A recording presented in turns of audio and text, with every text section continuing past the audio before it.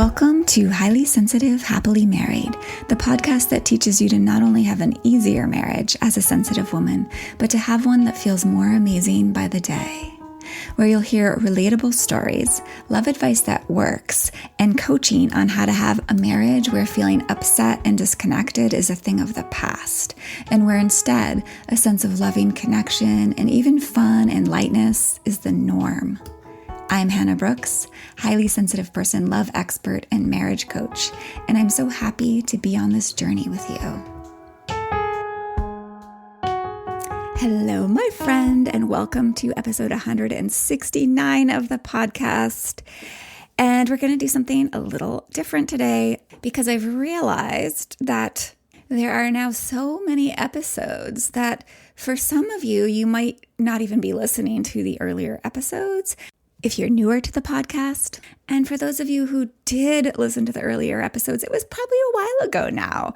And so I wanted to bring back some of the most important episodes and re-release them so you can either be reminded of these most essential things that I share, these most foundational pieces of this work, or you can hear about them and learn them for the first time.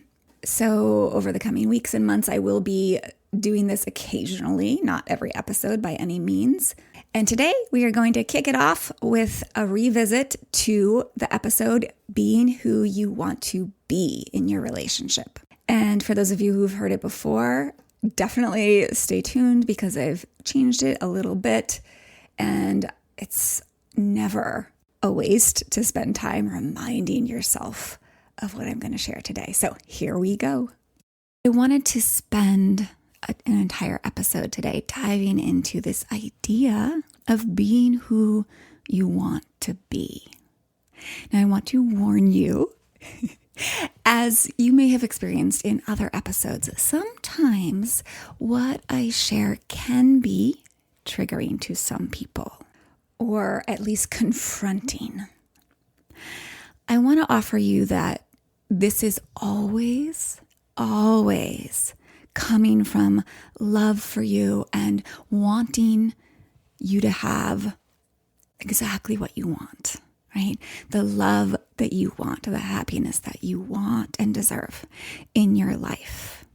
And I also like to think sometimes being triggered a little bit actually is a really good thing because it gets us looking, right? If we can use that emotion that might come up and be like, or like the resistance that we feel to something someone is saying, to actually be a signal that there's some excavating inside of ourselves to do. There's some things in ourselves that we could look at and inspect and decide if it's like it's working for us or not.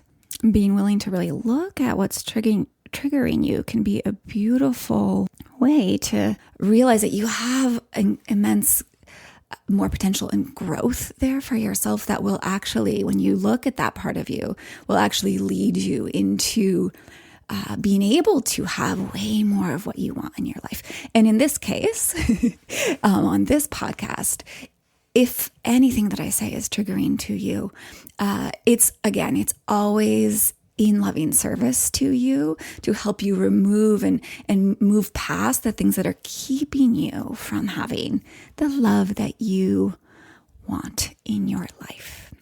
All right. So what I hear sometimes from women is that I'm tired of trying. I'm tired of putting in so much work in this marriage. And one of the things that I think in my mind and sometimes will say is, have you ever thought that perhaps the way you are trying, the way you are going about putting in effort is what isn't working? Not that the marriage or your husband is like well beyond repair, but it's just that the way that you've been putting in effort hasn't been the way that actually leads to success, that leads to the love that you're wanting to experience in your marriage. So what if it could be a lot easier and a lot more rewarding and joyful? What if there was a way to put effort in that was way easier and more rewarding? And my great news for you today is, of course, there is.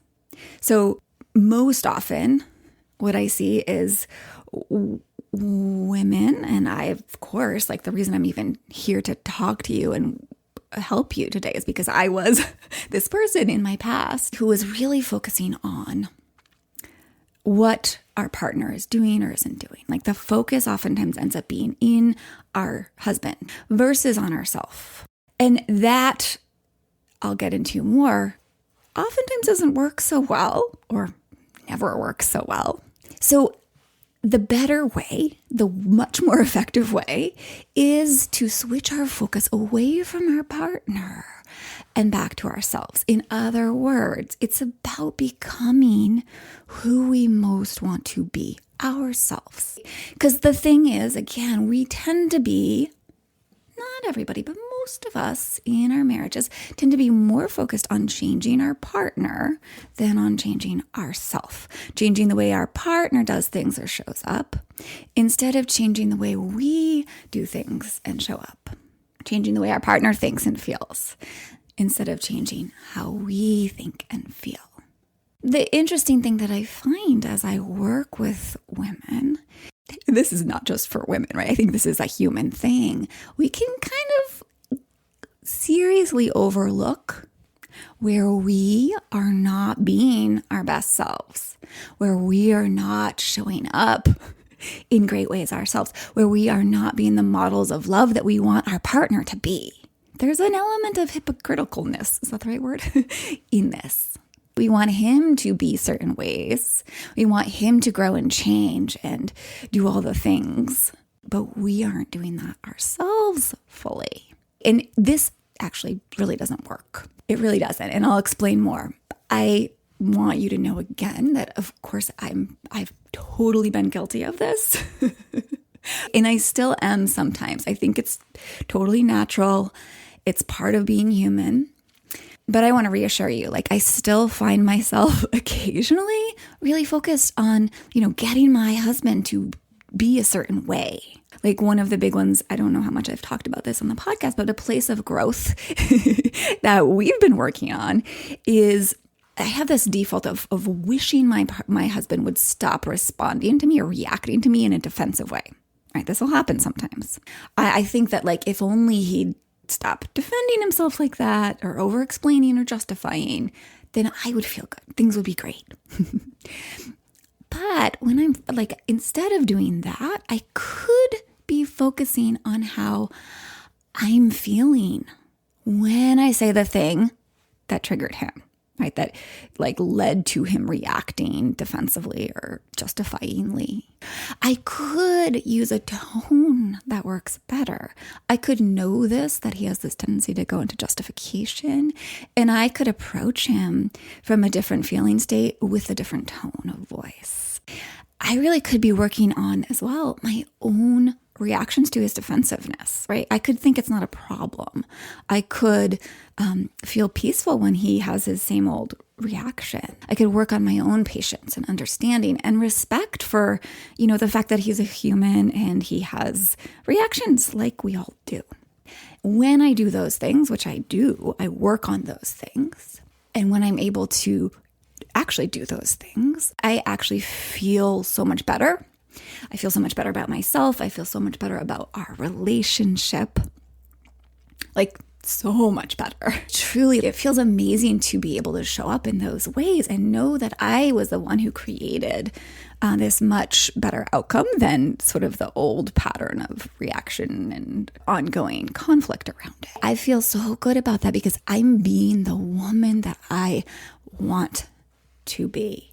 I'm not putting all that power in over how good our relationship is in my husband's hands. I'm taking on that power. I'm owning my power to make my relationship, to show up in my relationship the way I want to. So if we are focused on the other person, we are focused on him and how he's behaving, what happens is that we miss out on focusing on ourselves and we miss out on being the best version of ourselves, which really means we just miss out on all the opportunities that are here throughout every single day to help ourselves feel calmer, lighter, more relaxed, more joyful, more empowered, more confident, more amazing about ourselves. We miss out on all of this. So I may have mentioned this, love this saying from Byron Katie. She talks about how there's only 3 types of business, and there's in the world, there's my business, there's your business, and there's like God or the universe's business. So when we're in someone else's business, when we're focused on our partner, when we're in his business, when we're focused on what he's doing or what he's not doing or how he's feeling or how he's not feeling, who's over here in our business? Nobody. We're not here in our business. We're not here inside of ourselves. We're out over there. And over there in his business, we actually don't have any direct power. We don't have control. So I see this with some of my clients. This is a human thing. We do this. We go into other people's business. We forget about being in our own. If this is resonating for you, it's totally okay, right? This isn't like you're bad or your fault. It's just really amazing to be aware of it, because then you can start changing it. So again, I see this with some clients, many of my clients, if not all, who at least some of the time are focused on how their partner is. Lately, I've had a few clients whose partners tend to fall into this place of being a little harsher and more grouchy and more irritable. So these clients of mine have really been caught up in wanting him to stop all that, wanting their partner to be different, and feeling angry and resentful of him that he's not changing. And that's kind of where they came to me at. And they have trouble changing this focus on their partner's business until I really support them in doing so, right? Like in taking a look at where they themselves are feeding the fire, right? Where they themselves are not showing up in the healthiest ways possible, where they're not showing up for their own selves, or how they're staying in a very triggered part of the nervous system. Like they're not taking care of their own nervous system. So then they're like feeding the fire. Like I said, they're like sort of reacting intensely back at their partner instead of learning how to focus on themselves and guide themselves back into that calmer, happier, more relaxed, like lighter place inside of themselves. And really, until they start to be able to do that, they are pretty helpless over how they feel in the relationship. And things tend to spiral downhill. They can't solve their problems when they're focusing on the other person. They can't help heal anything in their marriage when they're focusing on their partner. So doing all you can to be the person you want to be as you relate to your partner, that's where the magic is. That's where the reward is. That's where your power is. So much of the work in improving our marriages, making our marriages amazing ones, is about building a relationship with yourself, right? Being in charge of yourself so that you can be like the best version of yourself, so that you can be who you really are.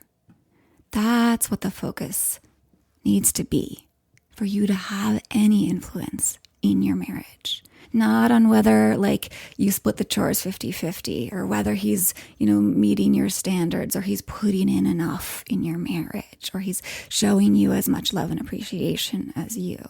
No.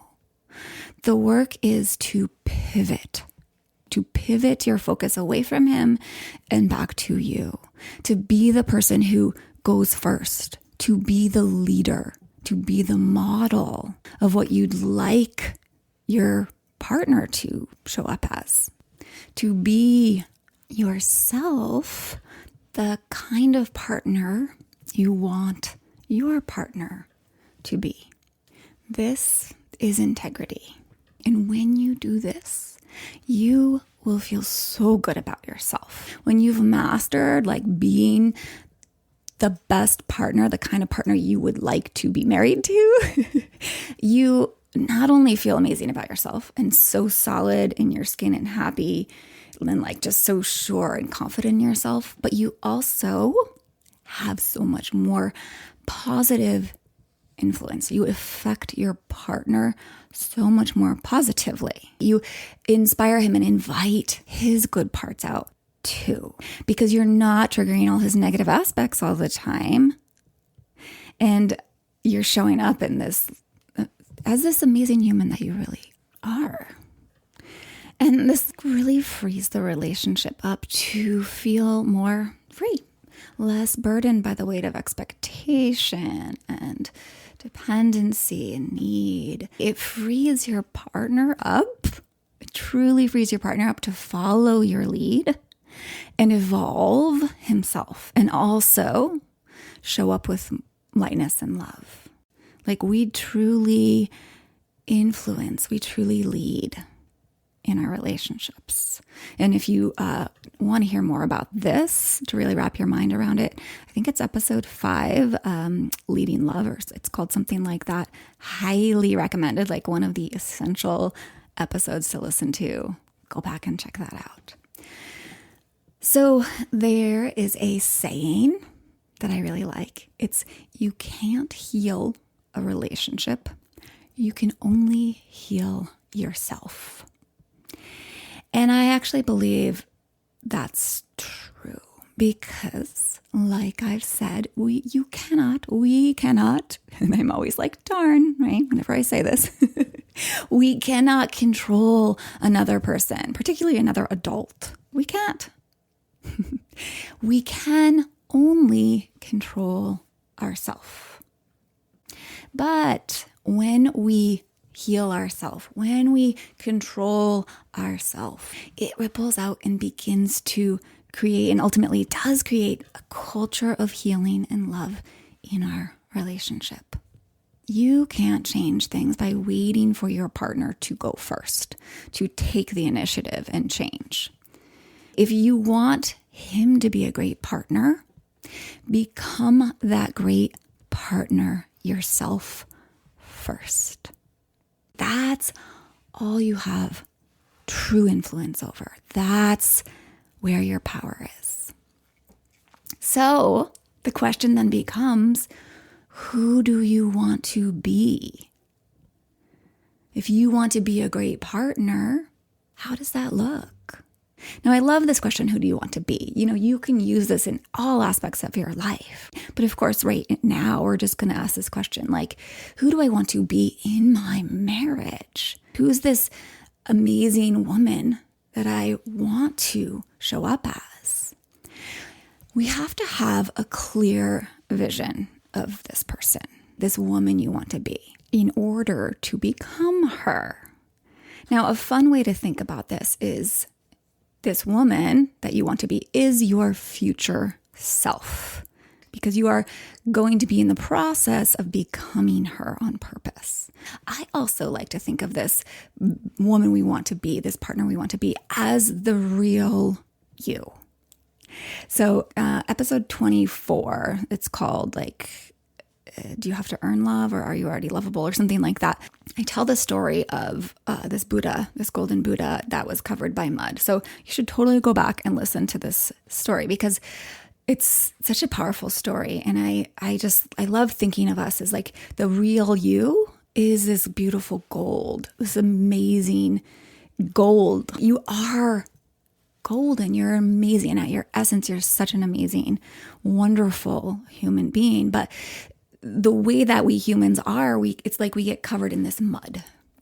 And the mud is like the habitual protective survival patterns that we play out, the reactiveness that kind of comes from a defended heart, the stuff that the kind of like more challenging aspects of our personalities and our reactions and the ways that we show up. So as you're learning to become the woman you want to be, it's really like almost just like shedding the mud like shedding off the layers of mud and living as this golden self. So to live your life as this woman you want to be, you really just wash off those layers and you get to work to become, to really live from this gold. So I want to give you some questions right now. You know how I love offering you questions. Questions are so powerful.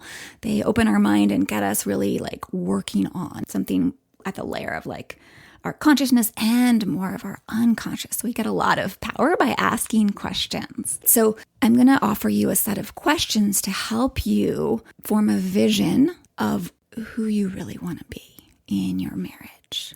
So a really big kind of generalized overview question you can ask. And again, I always advise that you write these questions down and journal on them. That's how we really get some juicy answers. So here's the first question. What would this woman that you want to be, what would she think, feel, say, and do in her marriage? So I'm going to help you break that down more specifically. And certainly I'm not giving you all the possible questions you could ask. You could ask so many questions to kind of form this vision and paint this picture of who you want to be in your marriage. But I'm going to give you some helpful ones. All right. So here's one. How does this woman show up with her partner? How does she communicate what she wants? How does she communicate her love and show her love to her partner? How does she touch him physically? How does she feel when he touches her? How deeply does she trust in and feel her own amazingness? How does she navigate disagreements and disappointments in the marriage? How does she address handling chores around the house? How does she deal with her heavier, harder emotions? And yes, this future version of you, this amazing, best version of you, she will have harder emotions too because she is human. We're not trying to escape our humanity here. We're trying to envision how to be our best human selves. So that does not mean, I guarantee you, you will never get to the place where you are happy 100% of the time. And that's not even something worth aspiring to because we'll just feel miserable as we fail. Okay. No, how do we deal with those? How does this best version of you deal with when she does have harder emotions? And as a hint, like she deals with those with incredible confidence in her capacity to handle them with love and be able to comfort and encourage herself. Yeah. Mm-hmm. And one of the most important questions here is really, what is this future version? What is this woman you want to be's predominant emotions as she moves through her day? Such a good question. So to give you a little bit of ideas about what that might look like for me and for many of my clients, we want to be light and loving. We want to feel light, right, and loving. And we want to be kind, but we also want to be self-respecting. And we want to be respectful and patient and have an easy time sharing what's in our hearts and on our minds in a way that our partner is able to really take in. We want to feel full of confidence and playfulness and not take things overly seriously or personally. And we want to feel so full of love.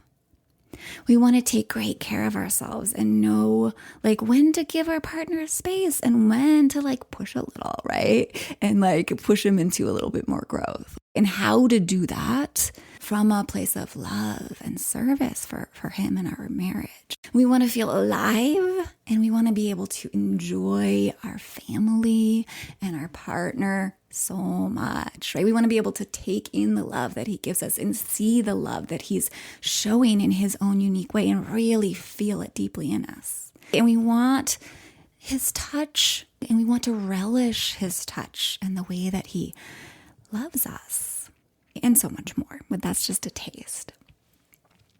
So really, you get to decide for yourself who you want to be. to paint that clear picture for yourself. And know, of course, that it can evolve and get clearer over time, and it will. As you become more and more of her, other subtle adjustments and refinements to that vision will come.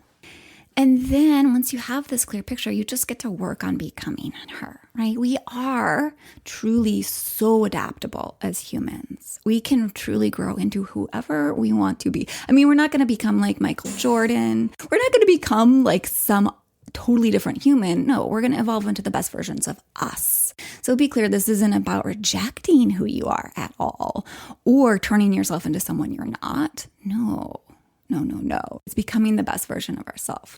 It's about releasing blocks to our essential self and unwinding unhelpful patterns that have trapped us and kept us from our true self. And we truly are always being shaped by where we put our attention and focus and what we let into our minds and hearts and bodies, right? So we're always sculpting ourselves, whether it's intentionally or unintentionally. So to become this person who you want to be, it actually just takes being intentional instead of unintentional. So every day, remember and remind yourself who you want to be and who you're in the process of becoming, and become that person just a little bit more by doing as she does, by feeling into how she feels, by saying what this version of you would say. It's kind of like almost like rehearsing. But that's how we become her. So I want to end by sharing sort of a follow-up story to one of the clients I was alluding to earlier whose partner can be kind of harsh. And she went from really like this total focus on what her partner was doing when she first started working with me to pretty quickly making this 180-degree pivoting to focus on herself and on being who she wanted to be, who I see her to be. And she started showing up really as this woman who she really is, this loving, respectful, but self-respecting woman, like this version of herself that she is and who she really wants to be. And instead of waiting for him to change and being mad at him. So she started to do that work pretty seriously. And at first her partner was like, what? Like he was just like, didn't know what to make of it, right? He was kind of thrown off because she was changing the roles in the relationship. She was disrupting the pattern. But with a little bit of consistency on her part, and after just a little bit of time, he started responding really differently. He started responding more warmly and like making lighter jokes and started like ultimately kind of trusting that he did not need to be on edge around her anymore. And he started to open to her hugs, and he started making nice gestures for her, like buying her flowers. So this is the kind of thing I see all the time with my clients. I just wanted to use this person as an example because it's been so fun to watch lately. But it's an example of how it happens when we start stepping into being this version of ourselves that we want to be, and we really are deep down. So like I have said before, we women are the natural leaders in our relationship. We just are. We don't always recognize it, but when we do, it's so powerful. Because we can either lead unintentionally and kind of by acting out of our mud, right? Acting out of the worst kind of protective parts of ourselves. And that's sort of just the default. Or we can lead from the very best of ourselves by learning to live as the woman we want to be. And yes, it takes some focus and effort. It takes focus and effort, but I guarantee it takes a lot less effort than if you're focusing on changing your man, because that just won't get you far and it will exhaust you. And when we focus on being who we want to be, the reward is huge. The reward is love that grows deeper and stronger in your marriage. The reward is confidence and feeling amazing about yourself, like really better about yourself than you've ever felt. The reward is courage and self-esteem to go after other dreams you have for your life too, because you know how to become. You are already becoming the woman you want to be. And that is everything. So, my friend, enjoy this work. And if you'd like help doing this work, come coach with me. We will focus on this together so you can really be this person you want to be. Really, this person you truly are at your essence. And of course, when you coach with me, you'll also get skillful at working with your partner in the ways that are most likely to invite him to step into his best self. The partner he really wants to be in his heart, who loves you deeply and fully and shows that love in the ways that you love to have it given to you. I have a couple spots opening up to coach with me, so fill out your great mutual fit form to find out if this is indeed a fit for you and I to work together. I'll put that link in the show notes, as well as a link to the description of all that you get and what it entails to coach with me. You can also find all of that over at my website, www.hspmarriagecoaching.com, under the Work With Me tab. All right, my friend, you amazing human being, you.